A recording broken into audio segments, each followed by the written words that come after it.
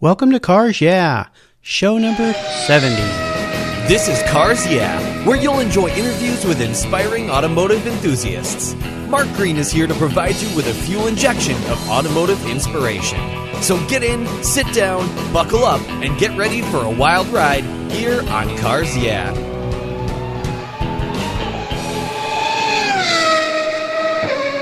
Do you love vintage cars? Then go to carsyeah.com and get a free copy of the fantastic Filler Up book. It's a full-color ebook filled with fuel filler fun, with over 60 color photographs of vintage cars, plus inspirational quotes from some of the most famous automotive enthusiasts of all time. Simply go to carsyeah.com, click on the free book button on the homepage, and download your Filler Up book today.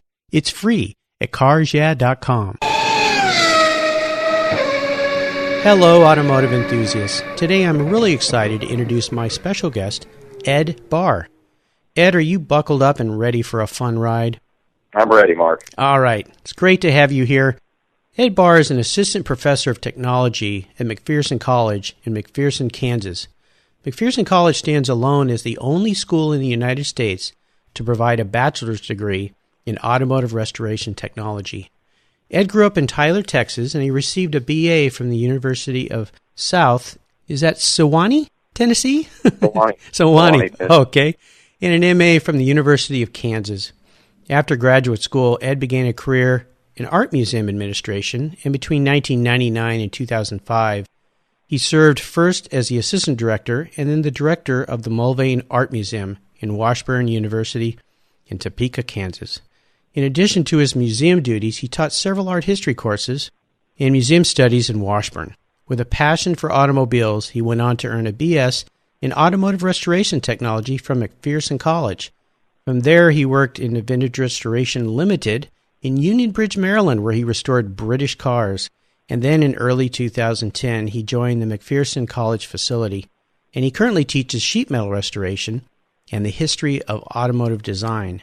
And I've told our listeners a little bit about you, so please take a moment and share some more about your history, your career, your interests, and of course, your passion for automobiles. All right, Mark, I'd be glad to. I first fell in love with cars probably in about the 6th grade or so. Great. And I fell in love with mid-50s Chevy trucks.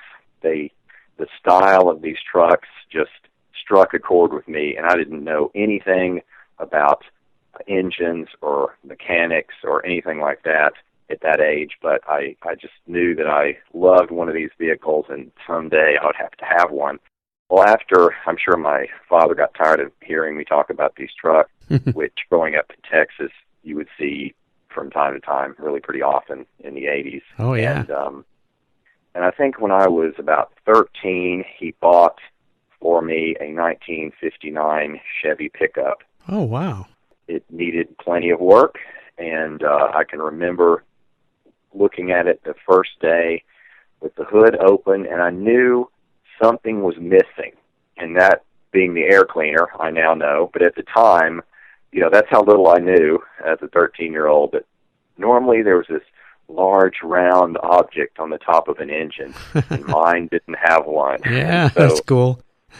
that's where my journey began, and I slowly, through reading enthusiast magazines and every book I could find, managed to turn that into a nice drivable vehicle. I repainted it myself. I refinished the wood bed, and I did the interior and drove that throughout high school. Wow. Once we sold that when I went to college, but I quickly inherited another car, a 67 Mustang, even though I supposedly heading towards a real normal job. I couldn't get the cars out of my blood, and as I grew older, I just could never find the time or the money to really indulge that passion.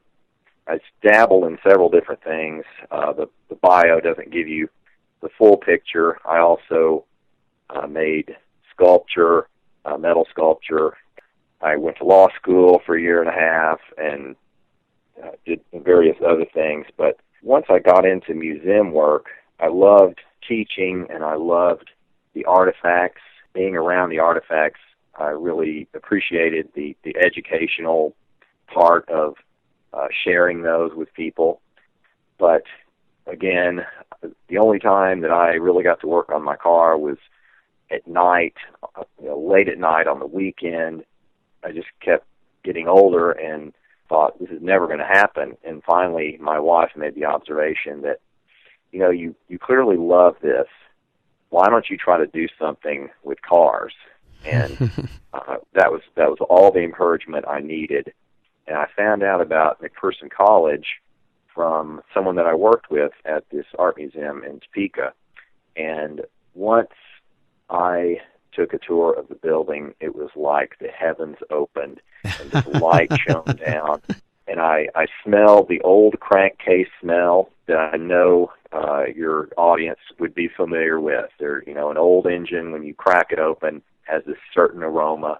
For some of us, there's just nothing like it. Yeah. And I remember seeing these classic, to me, engines all just lined up. There was a 392 Hemi and a flathead Ford and just a bunch of different engines sitting there that were clearly being worked on by students.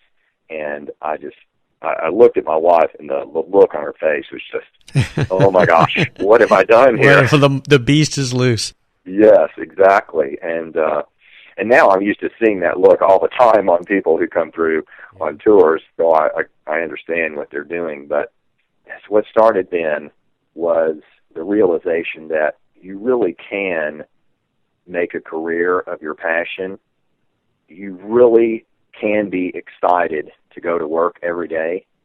After I went through the program, it took me 2 years to get another bachelor's degree because I already had other degrees, and it was everything that I hoped I was going to be able to learn, because I knew that trying to change careers at midlife was, seemed impossible. I mean, how can you make up that much ground and be a skilled enough worker to do well in this industry where skill is everything?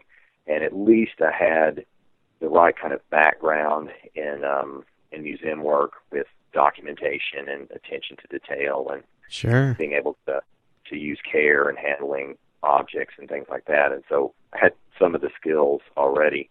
And then when I went to a shop working on British cars, it was everything that I hoped it was going to be.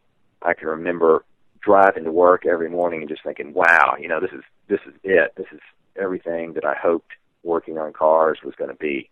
I loved working at the shop, and the customers were great. The cars were they were always different, and then I got a call from McPherson College asking me if I wanted to come back and teach. In the back of my mind, I had always hoped that maybe in 8 or 10 years there'll be a position and I can come back and teach.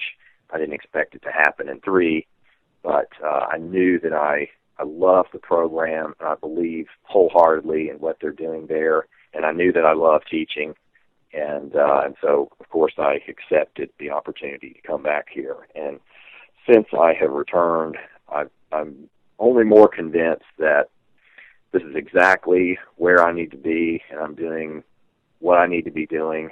The opportunity that I have for teaching is a teacher's dream come true.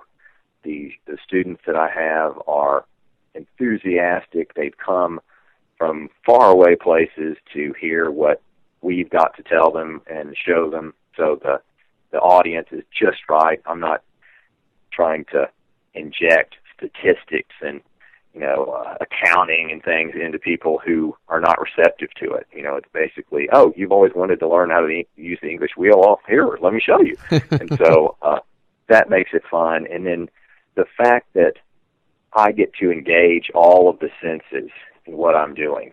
You get to hit stuff with hammers. You get to smell metal being vaporized. You get to see flat pieces of metal get turned into beautiful sweeping shapes. It's everything you could hope for in a learning environment. Sometimes we have students with learning disabilities, and they've traditionally not done well in the conventional classroom, once they get here, they just absolutely come alive, and it is so much fun to be a part of that and to get to turn them on to cars and to help them find an outlet for their passion where school has perhaps been frustrating for them in the past.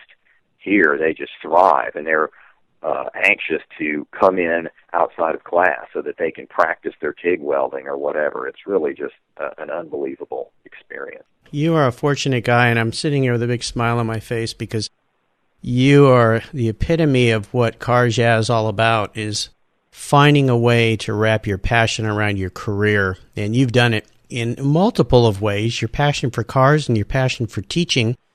And I know that when I spoke to some of the administrators there at McPherson, everyone pointed to, oh, you got to talk to Ed. You got to talk to Ed. He's just a great guy, enthusiastic. He's the right one. So I'm really fortunate to have you here and so happy to hear that your journey has brought you to this point in your life. It's fantastic, a great inspiration for our listeners. As we continue on your journey, I always like to start with a success quote. And this is a saying that has been instrumental in forming your life and your success, and it's a great way to get the inspirational tires turning here on Cars Yeah. So, Ed, take the wheel. Okay, well, the quotation that I have comes from my personal metal hero. This gentleman is named Fay Butler, and he lives in Massachusetts, and people who are familiar with car restoration will know exactly who he is. I think he was probably the best metal shaper in the world by 1980, and he's only gotten better since then. He wouldn't say that, but I've just, in observation and in having worked with him, it's just amazing what he has learned and that he will share willingly with people who want to learn. He said to me, good craftsmen are healers. They protect and care for stuff. And this was just in conversation. Mm-hmm. And it struck me because that is exactly what we're doing when we're restoring cars.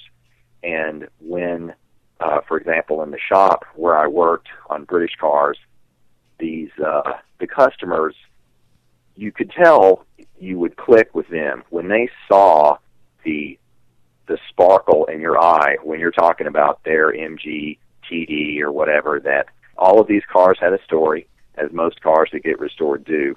You know, they have belonged to maybe a deceased family member, and they're almost part of the family, you know, this car. And sure, even though it may not make financial sense to restore an MGB or something just because the cost of the restoration might exceed the market value, that's irrelevant. It's all about the passion that these people have wrapped up in this particular vehicle. And so when they see somebody lavishing the kind of care on it that they would if they knew how, they just immediately develop a level of comfort and ease, and they're just like, oh my gosh, you're exactly the person that we want to have working on this car. And they send you wine and fruit baskets, and it was I didn't expect any of that. Right. I just thought I was going to be working on old cars because that's what I love to do. But this whole other side of it was just a wonderful treat.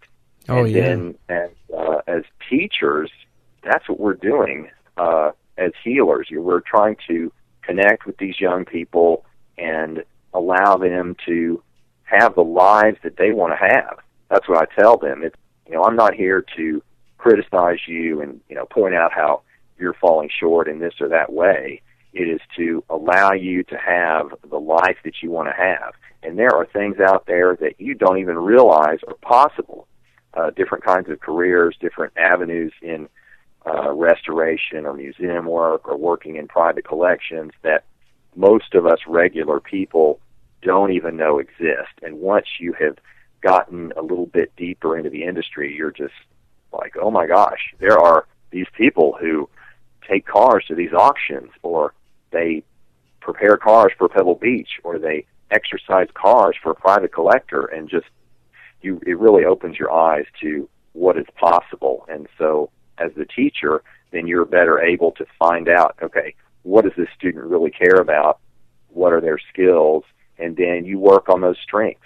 And so, like with the students I mentioned earlier, what I would call the Frank Lockhart types, probably some of your audience is familiar with the famous American a racer of the early part of the last century, Frank Lockhart, who, he, I think, was practically illiterate, but he was a phenomenal natural mechanic and could, modified his Miller engines to the chagrin of Harry Miller to improve them, just kind of homegrown genius.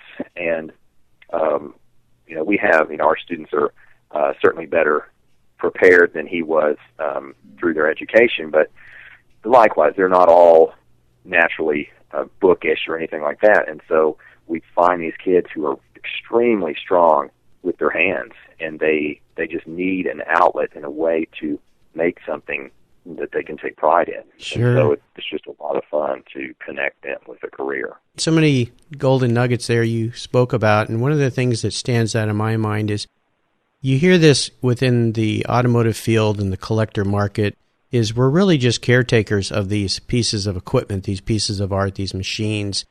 They're going to live on. We will pass away or move through to different vehicles or different likes and dislikes, but the vehicles are always there, and we are just caretakers. So you guys there at McPherson, men and women that are teaching, are really teaching these students to be these caretakers, and it's great how that's tied into that quote. I love that. Is there a moment in time, Ed, that instigated your car passion? Tell us about that pivotal moment when you really knew you were a car guy.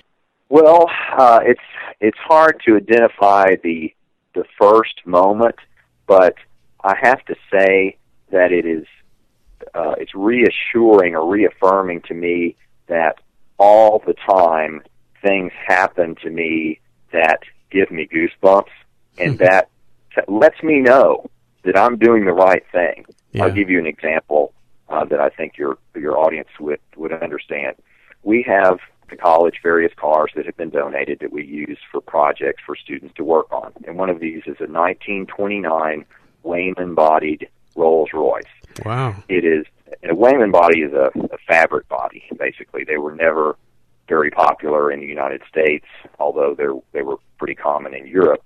And the condition of this car is it's pretty rough, and it's not something that I think financially it would make a lot of sense for us to restore.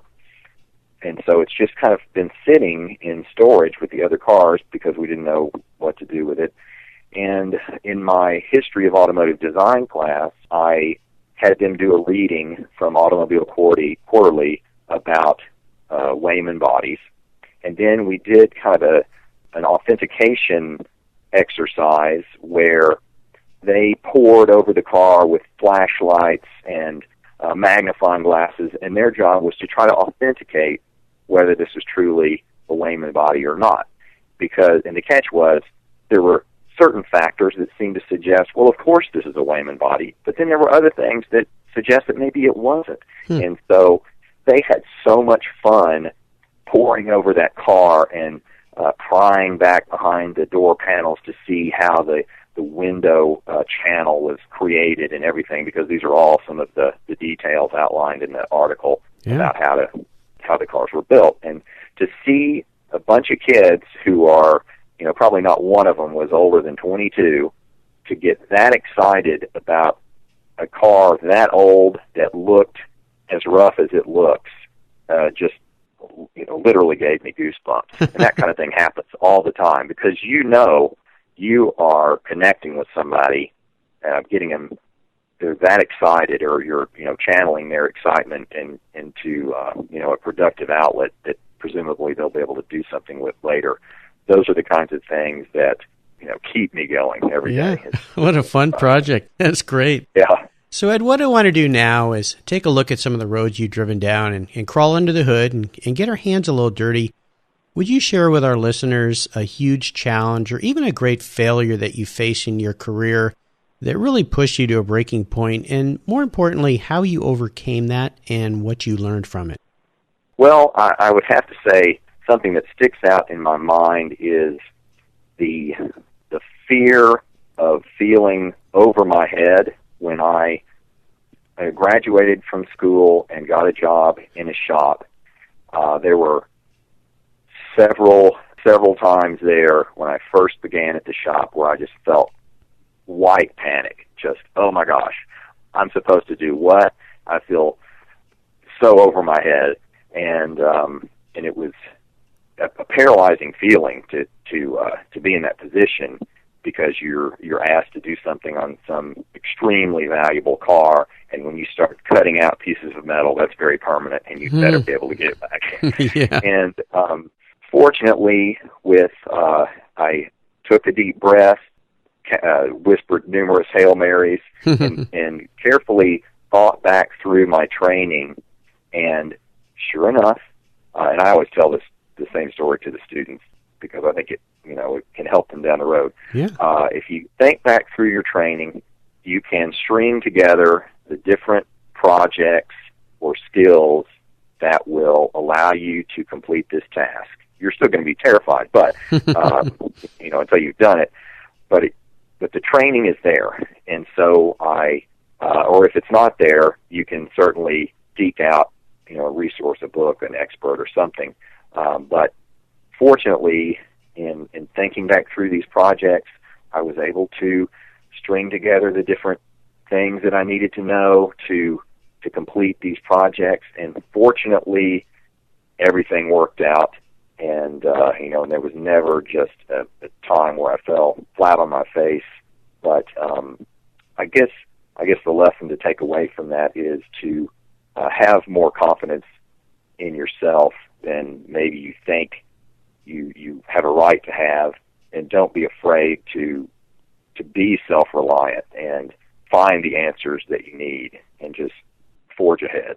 And it works in every aspect of life for sure, but that fear can really be paralyzing. And remember, my parents and everyone's probably heard this, FEAR, false evidence assumed real. That fear is something that you almost make up in your mind. And if you just, as you said, take a step back, a breath, maybe a Hail Mary, and then take those steps through your training, you can move forward and get past that fear. And then you can look back and go, what was I so worried about? But at the moment, it's a tough one to overcome. Ed, let's shift gears here and go to the whole other end of the spectrum. And maybe you already touched on this when you took that tour at McPherson.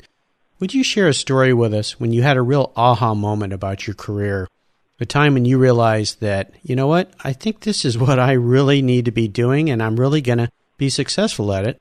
And tell us the steps you took to turn that aha moment into a success. Well, I think one moment stands out, and that would be when I studied with the gentleman I mentioned earlier, Fay Butler, and he presented the fact that what I'm doing now, metal shaping, is can all be explained by science.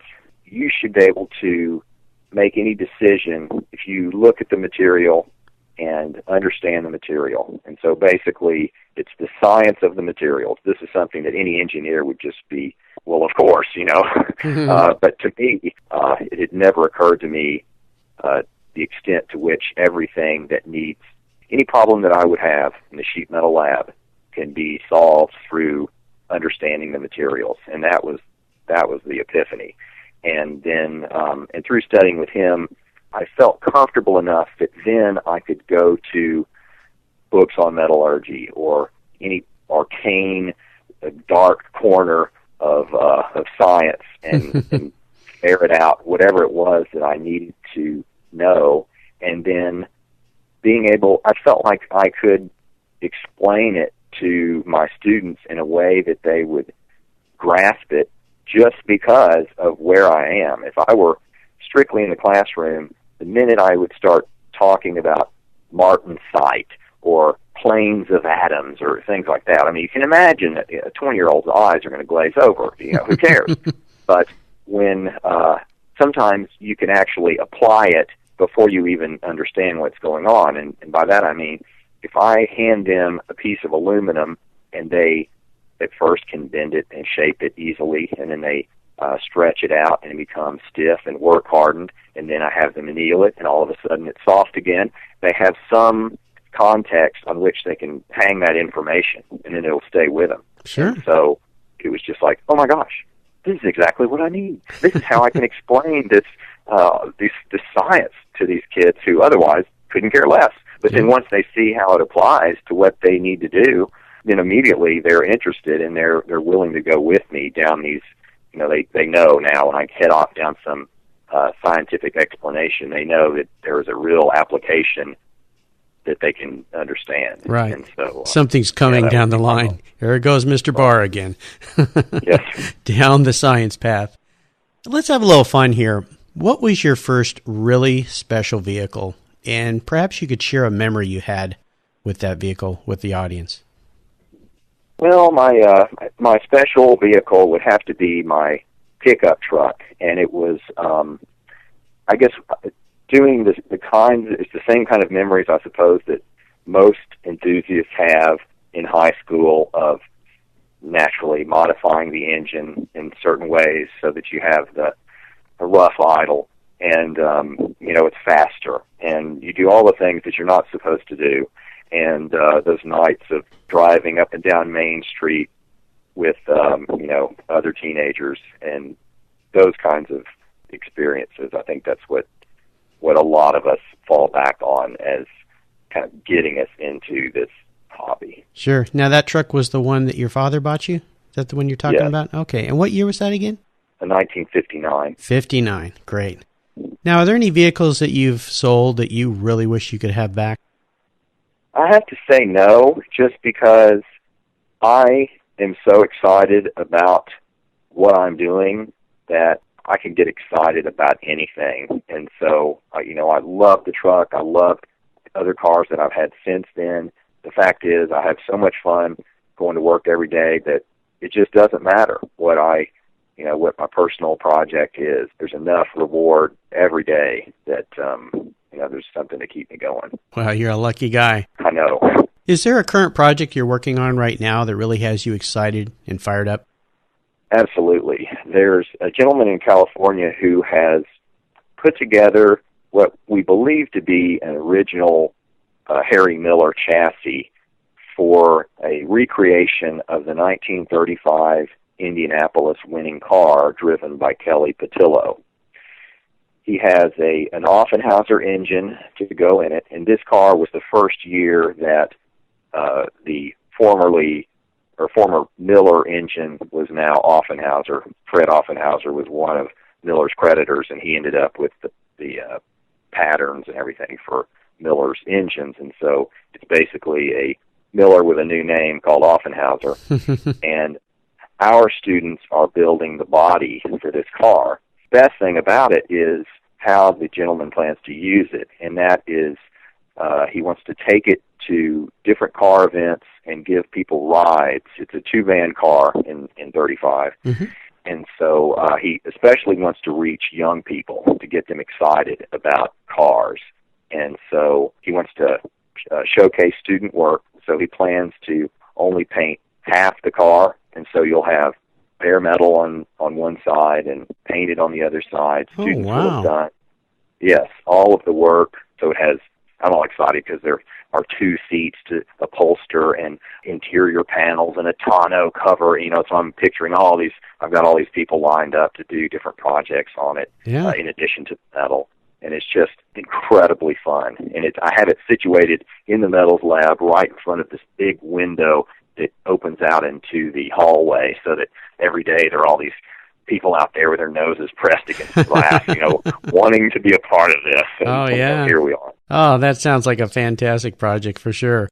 Now, here's a funny question for you, Ed. If you were a car, what kind of car would you be and why? Well, I think I would be an old farm truck. I kind of thought that might be coming. Yeah. Maybe a little overweight, a little underpowered, perhaps a little decrepit, but a reliable workhorse that you look to come through 10 times out of 10. That's what I would like to do. Sure. I love teaching, and I'm never going to be rich or famous doing this, but I absolutely love doing it. When a student comes to me and tells me how great their internship went because they learned exactly what they needed to know in during my class the previous semester, it just absolutely makes my week. Well, I love the honest way you answered that question. That's great. I really like that. I've gotten some very interesting answers from that question, and yours is great. So, Ed, this is a fun part of our talk. I call it the last lap. And this is where I fire off a series of questions, and you give our listeners some very quick blips of the throttle answers. So are you ready? Sure. All right, here we go. What's the best automotive advice you've ever received? The best automotive advice I've received, I think, came from Faye Butler, and that was when you are trying to solve a problem, you need to eliminate the variables, seek out the experts, but listen to the idiot, and also you want to go to the books. And so through that network of information, then hopefully you can, using critical thinking, come upon the best answer that you can to solve your problem. Great advice. Could you share with us one of your personal habits that you believe has contributed to your success?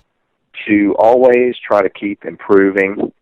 That's, I don't know, I can't gauge my own success, but I feel like I'm never satisfied, and I'm always trying to make my classes better so that the students are getting the most out of whatever time they have with me. And I feel like that's you can't lose if you're always trying to get better. Sure, it's the old proverbial sharpening of the saw, Kaizen, the Japanese business philosophy of continued improvement. I like that. Do you have a resource that you could share with us that you're really fond of? Perhaps a website that you visit? Well, not a website. I would like to mention the fact that McPherson College has summer classes for people who, if you have a regular career and you certainly can't drop everything just to dive headfirst into cars. And we have people who have come back for many, many years to study the different areas. And it's similar to the kinds of classes we offer full-time during the year for traditional students, but for adults, who have other jobs and things. It's a great way to just eliminate any fear that you have on your project. You're not comfortable with welding, not a problem. Soft trim, engines, whatever it is, these are ways to find out how to do what you want to do, what kind of equipment that you may need or may be able to do without, and just to help you keep moving forward on your vehicle. Great resource. Is there a book that you've recently read that you could share with our listeners? There is. It's called The Limit by Michael Cannell, and it's The Limit, Life and Death on the 1961 Grand Prix circuit. And it's the story of Phil Hill and Wolfgang von Tripp's team competition. They both drove for Ferrari that year during the Grand Prix, and so it gives you several years in advance of the story of Grand Prix racing during that time and about Ferrari and all of the different personalities involved, and it is just an absolutely riveting story. I mean, this is better than any movie, and it all really happened, and it is historically accurate and just a fascinating read. It is a great book, and I had the incredible opportunity to have lunch with Phil Hill years ago, and he talked about that event during lunch with a group of us, and I was just sitting there pinching myself saying, oh my gosh, I'm actually listening to the guy that was there. The book's incredible, and that's a great book to reference. And I'll remind all our listeners that I'll post all the links to the great resources that Ed has shared with us today at carsyeah.com/Ed Barr, and Ed's last name is Barr. So Ed, we're up to the checkered flag, and this last question can be a real doozy for some people. If you could only have one collector car in your garage, and it's something you can't sell to buy a bunch of other cars with, and money is no object, I'm going to buy you whatever you want. What would that vehicle be, and why did you choose it? Well, Mark, I have the same discussion with two of my kids, and I hate to disappoint you that I cannot name a car because I really do love so many different cars for so many different reasons that I'm just too easy to please. I can get excited about just about anything. And, like with my 13-year-old, 70 Chevelle LS6 454, no problem. Or my other son, Shelby Cobra, easy.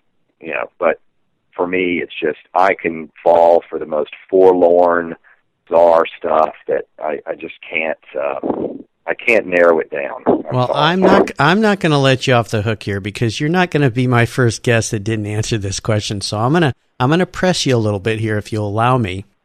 And let's try it a different direction. We're walking down the street, and sitting in a window is a car. And what comes to mind? Oh, probably something with a handmade body, like a Scaglietti-bodied Ferrari, something like that. Beaten out on stumps by some teenagers with big mallets.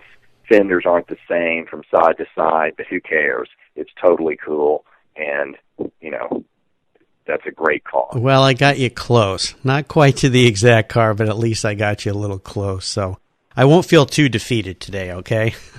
But I want you to think about that, and someday I want you to send me an email and say, here's the car, Mark, so that I can post it up on your show notes page, all right? All right. All right. Well, Ed, you've taken us on a great ride today, and I've really enjoyed your stories, and I want to thank you for sharing your journey with us. It's late on a Friday night, and Ed has been gracious to call in and do this interview after a long week, first couple weeks of the new semester. Please give us one parting piece of guidance before you drive off into the sunset. Well, don't put off your enjoyment of your passion too long, or you're going to miss out. That's great. Yep, that's perfect. And you're a great example of that. You found your calling, and you're doing it, and that's fantastic. I want to let our listeners know again that you can find Ed's show notes page at carsyeah.com/Ed Barr, or just put Ed in the search box and his show notes page will pop right up. Ed, I want to thank you for being so generous with your time today and your expertise, and for sharing your experiences with our listeners, and for teaching the young people and some not so young people that go to McPherson College how to treasure and take care of these vehicles moving forward. It's a trade that is so important, and I just felt for so long that we're losing that in this country, and it's great to know that there's people out there like you teaching people how to work with their hands and how to preserve these vehicles for the next generation and the one after that. Until we talk again, we'll see you down the road. Thanks a lot, Mark. You're welcome. Thank you so much for joining us on today's ride here at Cars Yeah. Drive on over to carsyeah.com to find show notes and inspiring automotive fun. Download your free copy of Filler Up, a fun book filled with gorgeous photographs of fuel filler fun, including quotes from more inspiring automotive enthusiasts. Download your copy today, and we'll see you next time on Cars Yeah.